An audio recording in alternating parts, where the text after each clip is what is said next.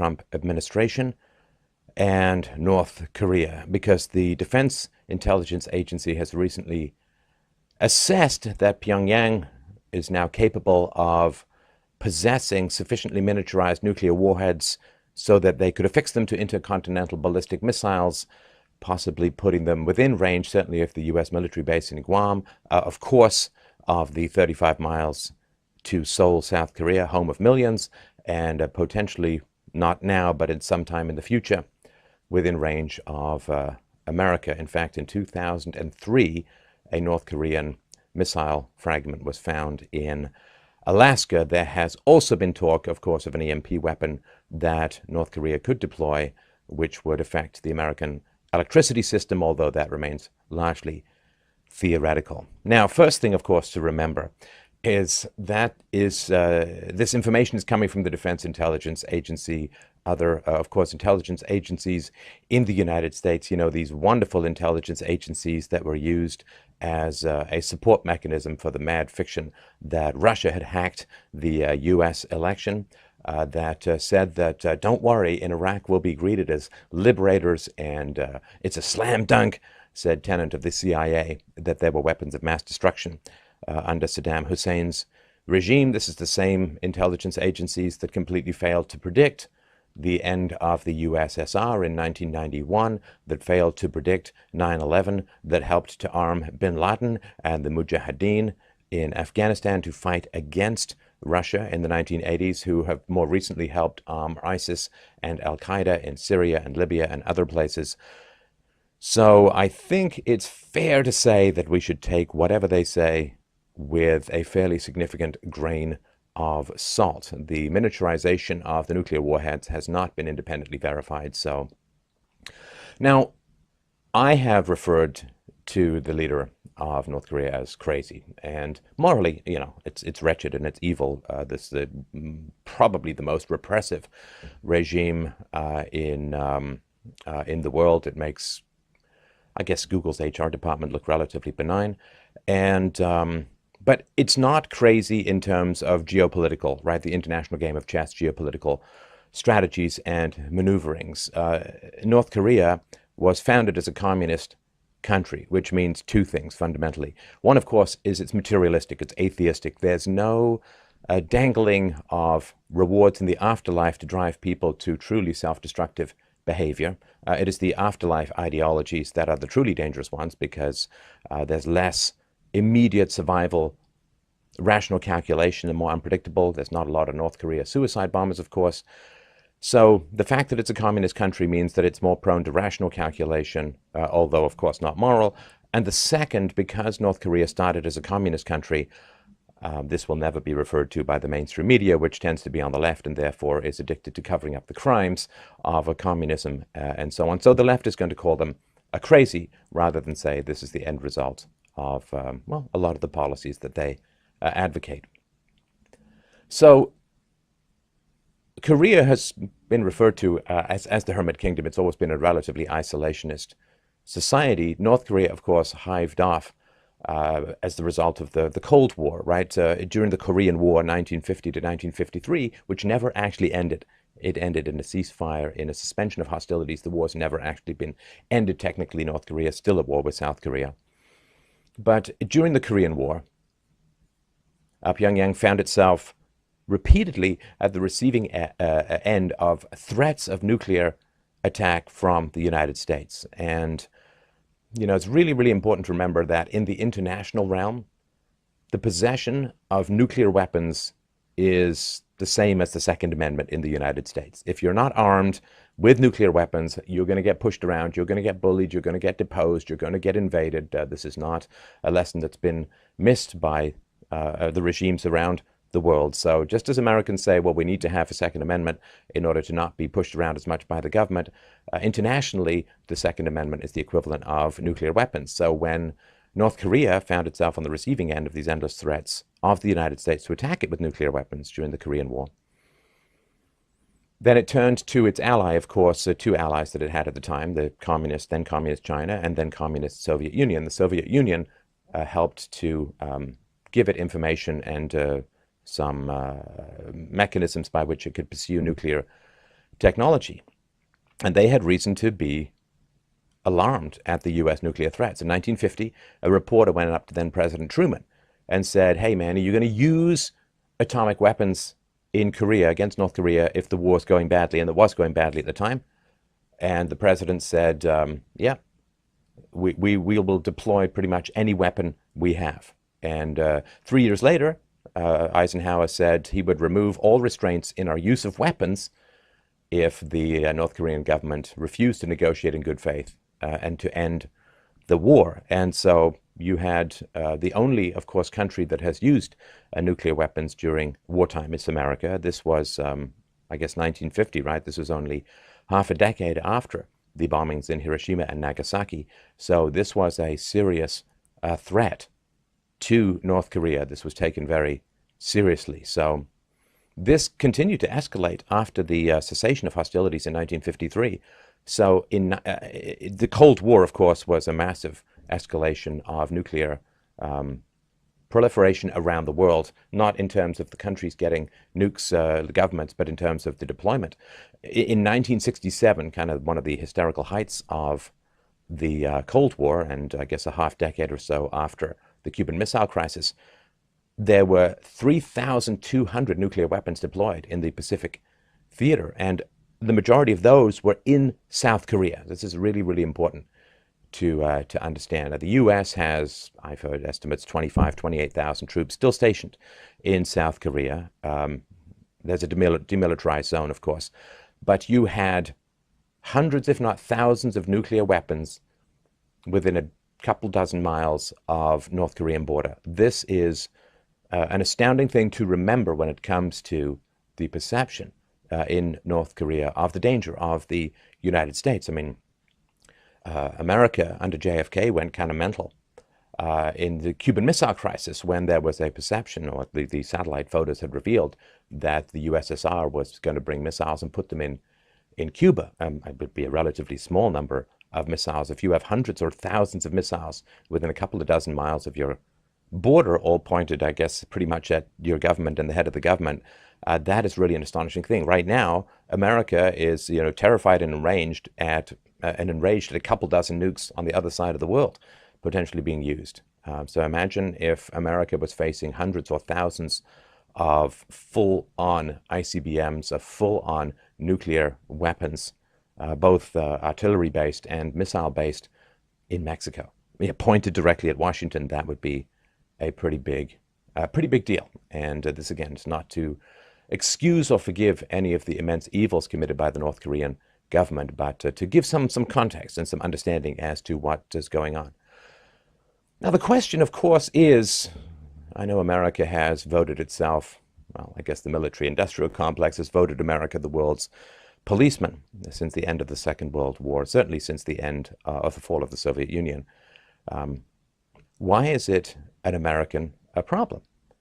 I mean, you've got China nearby, you've got Japan, there are other countries in the Middle East and Russia who would have much more of an immediate interest in this relative to America. Well, one of the reasons, of course, is the aforementioned 25,000 plus American troops still in South Korea, even though it has been many, many decades since the cessation of hostilities in the Korean War. We're talking 1953. So it made sense in a way at the end of the Korean War, right? South Korea, I mean, it had been bombed into oblivion, devastated. It could not defend itself without the U.S. Navy nearby, without the Air Force, without tens of thousands of U.S. troops. So there was a mutual security treaty that was negotiated by America. And you could argue it made sense at the time in a sort of geopolitical domino theory way. But now, many, many decades later, okay, so South Korea has got like 50 million people. It has more than twice the population of North Korea. South Korea has the world's 13th largest economy. And there's no comparison. Like, North Korea spends almost a quarter of its pitiful economy on the military. In South Korea, it's only a couple of percentage points. Why? Because the U.S. has taken the bulk of the defense requirements away from South Korea by having all of this troops and weaponry below the DMZ. And so the South Korean economy is 40 times larger than the North Korean economy because communism. And it's not like South Korea, as a result of its collaboration with the United States over the past decades, it would have access to the most modern U.S. weapons. So it could certainly could afford to pay for its own defense. And why not? Well, because it's a government program. A defense of another country is a government program, which is why there's still troops in Germany, why there's still troops in Okinawa, why there's still troops in Japan, 70 plus years after the end of the Second World War, because you know how it goes with government programs. Once entrenched, they just tend to stay that way. So in 2015, South Korea ran a trade surplus close to $30 billion with the US. Now that's almost exactly the same as the entire GDP of North Korea. So it could certainly afford to pay for this. So why are there still 25,000 plus US troops in South Korea? Because there was some treaty signed at some point. There's inertia. This is just the way things go. And it's kind of worked, which we'll get to in a few minutes. So any change in that situation could trigger events which would look bad on any administration. So it just kind of stays the way it is. It's sort of like NATO. Like NATO is mental in many ways. I mean, in NATO, according to the NATO treaties, let's say Russia messes with like Micronesia, Estonia, this tiny little country, Estonia. Well, then the US is obligated under its NATO treaty to go to war against the highly nuclear armed Russia on behalf of Estonia. I mean, what sense does that make? But that's what was signed in the Cold War. It was, different, keeping Russia out of Germany and so on, out of Western Europe. Now Russia, the USSR certainly has been gone for decades, and was it 26 years now? So anyway, it's just one of these things. The programs start, they don't stop, they're never rationally evaluated because there's no free market that punishes people for inefficiency in government programs. So how did North Korea get these nukes? Well, it's a variety of sources, right? As we talked about, the Soviets, the Russians, Chinese. There was this Pakistani expert who roamed around helping countries get nukes, and the CIA actually forbade his arrest on 2 separate occasions, and the US and CIA helped. Remember old Donnie Rumsfeld, one of the primary architects of the 2003 invasion of Iraq? Well, he actually sat on the board of a Zurich-based engineering firm, ABB, that implemented a $200 million contract to provide key components and the design for a pair of North Korean nuclear reactors. So there's that. And under Bill Clinton, they said, okay, we'll stop your nuclear stuff and we'll give you 2 of these light water nuclear reactors. It's tougher to make weapons, nuclear material from these light water reactors, but it's certainly not impossible. And if I remember rightly, East Asians not the very worst population in the world when it comes to engineering. The reason why they're 40% at Google. But so, is the leader crazy? Is he crazy? Well, from a practical standpoint, it's hard to make the case that he's crazy. This deterrence against North Korea has worked for decades, right?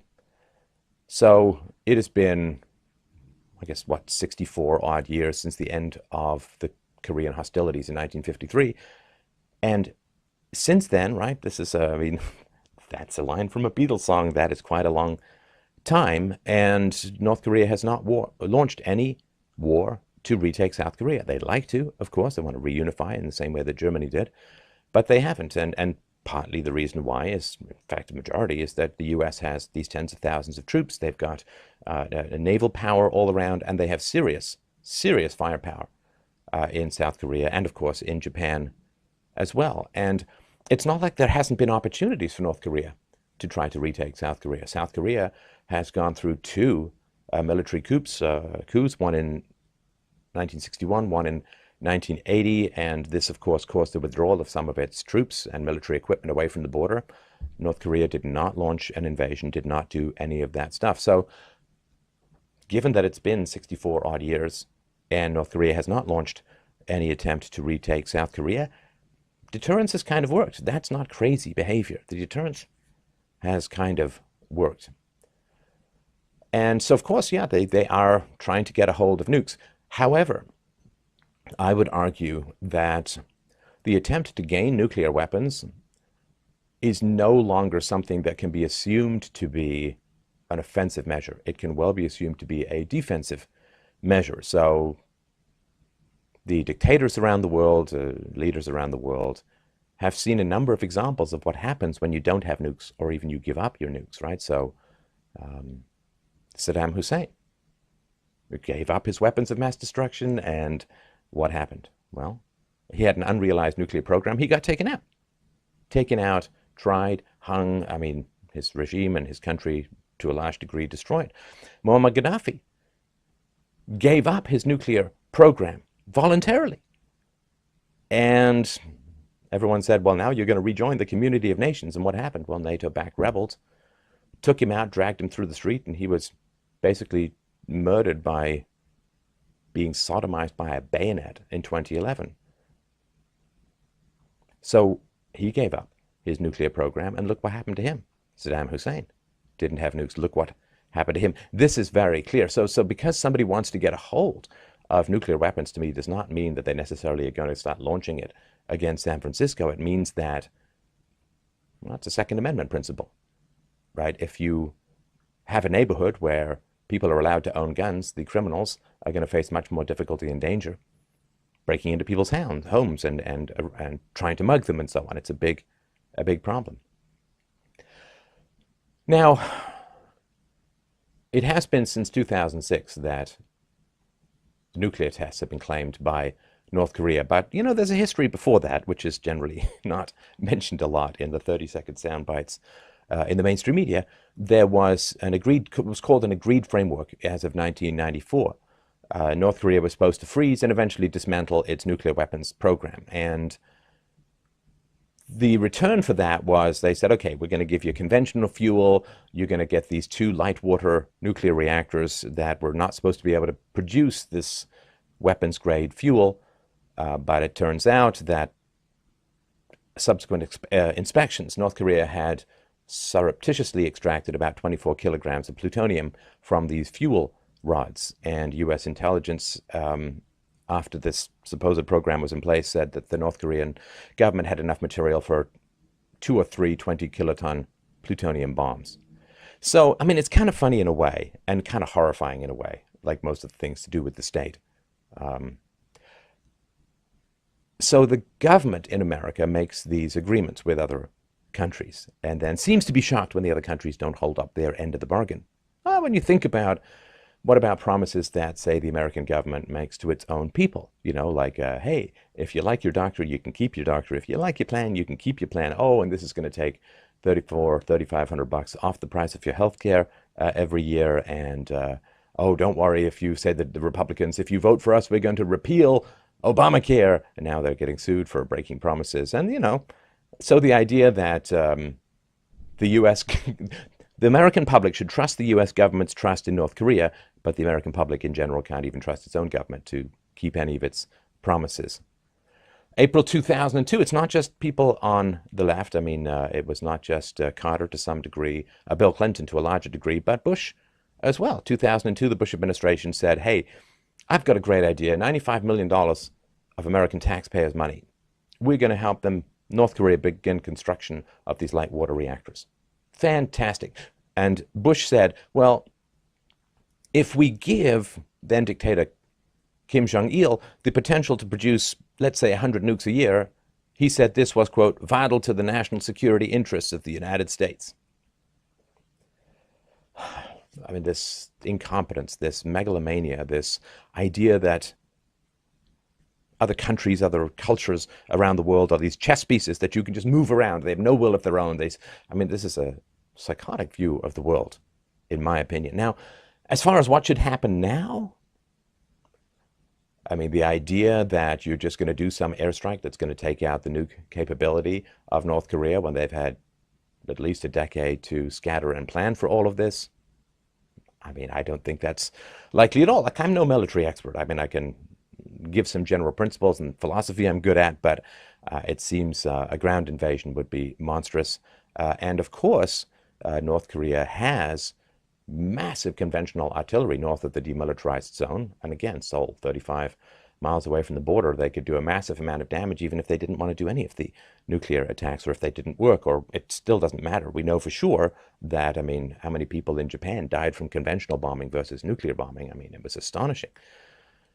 So I don't know what should happen immediately. Philosophy is really around the prevention of problems at the beginning. See, philosophy is like nutrition. Like a nutritionist will say to you, you know, you're 25, say, how do I stay healthy? Well, they say, you know, eat well, exercise, whatever.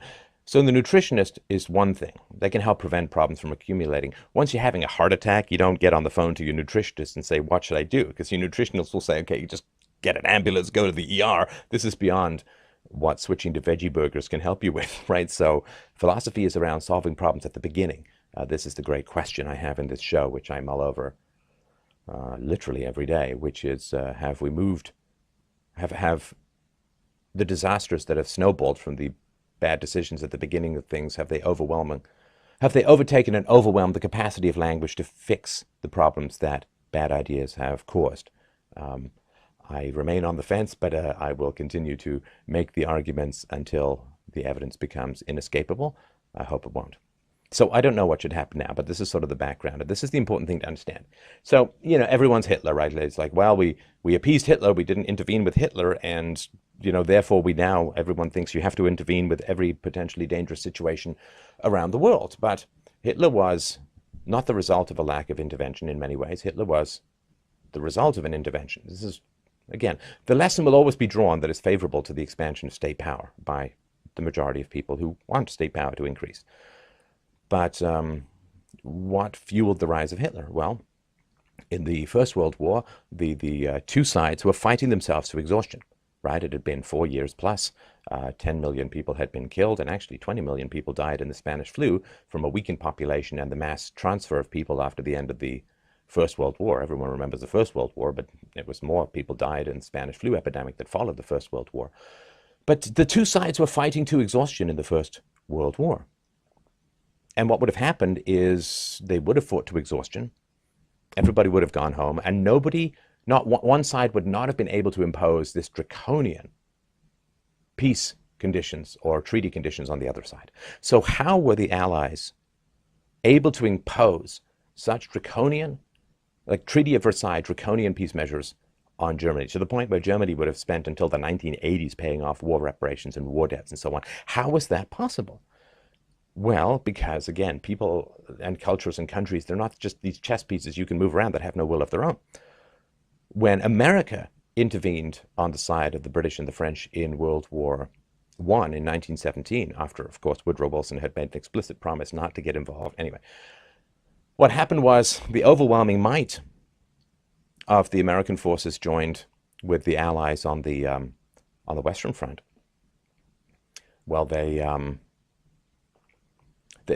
Germany knew that they were going to lose, so they had to get rid of Russia on the other front. I couldn't fight a two-front war. So what they did was they paid for Lenin to go through Finland and to have a revolution against the Romanovs in Russia. And that took out Russia from the war, right? The communists ended the war very quickly after they took over and murdered the Romanovs, and then went on a general slaughterhouse murder spree for the next 70 years, killing tens of millions of people. And so because Russia was taken out, and this was partly a desperate move on Germany, on the German government's part, in order to close down the two-front war to concentrate their fighting resources against the new American infusion of personnel and military hardware and so on, and money. And so because the Allies were able to win so decisively as a result of American intervention into the First World War, they were able to impose this horrible peace treaty on Germany. That was one thing that was responsible for, well, Germany went crazy printing money to try and pay off its debts, and its economy was destroyed. You had, of course, the gutting of the middle class during the Weimar hyperinflation period, where you had these people racing around with wheelbarrows of money trying to buy bread before their money became worthless. The destruction of the middle class in general radicalizes both the left and the right in the political spectrum, which led to the rise of Hitler. And Hitler, of course, could claim that Germany had been eviscerated and appeal to nationalism after it had been crushed. So saying Hitler, well, the only reason Hitler was a problem was because we didn't intervene, well, argument can be made. It's a reasonable argument to make that Hitler was the result of the intervention, one of the results of the intervention of America in the First World War. So this idea that everyone's Hitler and everything is appeasement and you can't ever do it and you have to intervene everywhere, that's been tried before. It's been tried before. I mean, as we mentioned earlier, America funded and armed the Mujahideen, including bin Laden in Afghanistan, and taught them how to fight against a superpower. And the way you fight against a superpower is the asymmetry of the cost of attack versus defense, right? You've got a $15,000 Stinger missile, can take down a $30 million plane. You keep doing that over and over again, and, well, you destroy the economy of the superpower, which has been, of course, the plan of Al-Qaeda and other radical groups in the world since. So this idea that, well, just go intervene everywhere and everything will get better, and for the U.S. to say, we feel threatened, I mean, again, I understand it. Nukes are terrifying things. EMP weapons are terrible, in many ways even worse, because they destroy the infrastructure that keeps hundreds of millions of people alive in North America. But the idea that America can claim to feel enormously threatened by, I don't know, a couple of nukes in North Korea when they have surrounded, well, they have had hundreds, if not thousands, of full-on nuclear weapons pointed at North Korea for decades. We feel scared. I don't know. It's tough. Again, I don't know what should happen in the immediate here and now. I'm not sure who does, because I'm not sure how much good information comes out. I don't trust these supposed intelligence agencies in any way, shape, or form. To me, if you're an alphabet soup that comes from the government, you automatically taste like poison and in general act like poison as well. So I don't know what should happen right now, but I do know these two important lessons that come out of history. Number one is that increasing government control of the economy destroys the economy. That is a repeated lesson throughout history. It destroys price signals, it destroys motivation, it destroys entrepreneurship, it destroys a country. It's not irrational, because people who don't have long-term deferral of gratification preferences will just snatch as much gold as they can from the government, and when that gold turns to paper and that paper turns to toilet paper, that's just the inevitable consequence of things. So government control, expanded government control of the economy fails. What that means is that North Korea is going to fail anyway.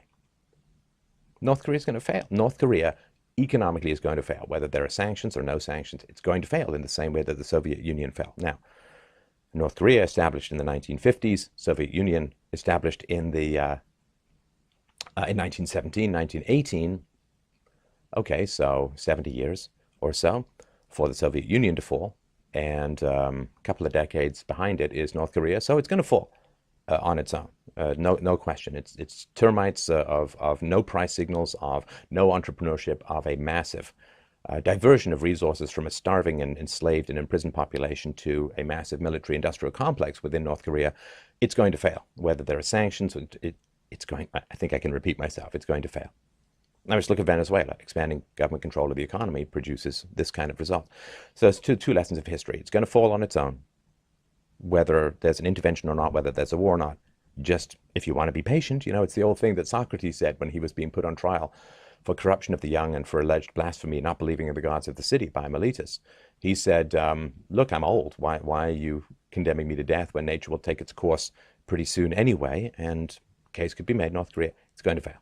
I would just read your von Mises, it's going to fail. So that's one of the two lessons from history. Government control of the economy causes the economy to self-destruct. And the second is empires collapse. And it's a sort of related, second is the other side of the coin. Empires. Now, whether they're physical empires, as in the Roman Empire, or whether they're more ideological or military-based empires, as in the US, empires will collapse, because empires, unless the expansion of the military-industrial complex and the warfare-welfare complex, unless that expansion of that is somehow not just restrained, and not just curtailed, but shrunken, then what it means is that you get an increasing number of people dependent on the state for their income, both the rich and the poor, right? The middle class always end up being paid, right? End up being cornered and money extracted from their wallets like blood from a vampire-laced jugular. So the rich get richer in the military-industrial complex because of the military side and because of their control of state power, and the poor end up becoming increasingly apathetic, despondent, and dependent on the state.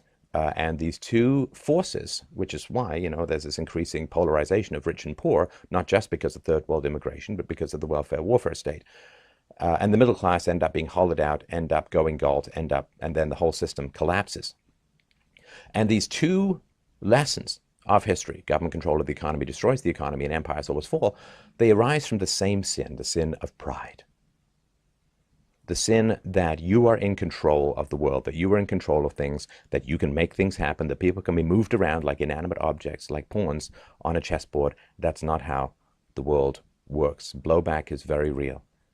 Public choice theory, or the idea that people change their decisions based on where government resources are being placed or taken from, is very real. Is very real. And until we master the fundamental sin of vanity, of pride, of megalomania, of narcissism, the idea that other people are these inanimate objects to be moved around to serve our own political or grandiose whims, this cycle of history will never stop. And that's what philosophy can offer the world, the cessation of this grim and dismal cycle of history. Thanks so much for listening and for watching. I look forward to your comments below. Please don't forget to donate at freedomainradio.com/donate.